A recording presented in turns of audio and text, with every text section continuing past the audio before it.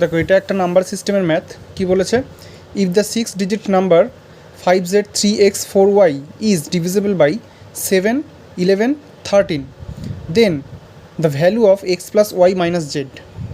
তাহলে এটা কী করে করব, এখানে নাম্বারটা বলে দিয়েছে 5z3x4y, এটা হচ্ছে 6 ডিজিট নাম্বার। দেখো 6টা ডিজিট আছে, 1, 2, 3, 4, 5, 6টা, আর এটা ভাগ হবে 7, 11, 13। তাহলে 7, 11 আর 13 এই তিনটে সংখ্যা যদি বলে দেয়, এই তিনটে সংখ্যা দিয়ে যদি ভাগ করা হয় তাহলে অলওয়েজ এই তিনটে করে সংখ্যা রিপিট হয়।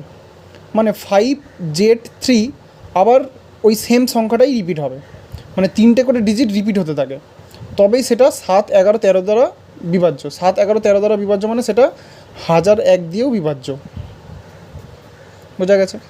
তাহলে এখানে 5 প্রথমে আছে, মানে এই তিনটে যদি আমি কম্পেয়ার করি এর সাথে পরের তিনটের সাথে, তাহলে কী হবে, 5 প্রথমে আছে, তাহলে এখানে এক্স প্রথমে, এখানে এক্সটা তার মানে 5 হবে, তাহলে এক্স আমরা পেয়ে গেলাম 5।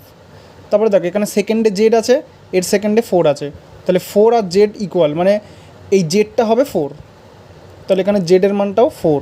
আর থার্ডে আছে দেখো 3 আছে, এখানে ওয়াই আছে, তাহলে ওয়াই ইকুয়াল টু এখানে 3, তাহলে এখানে বসিয়ে দেবো x plus y minus Z.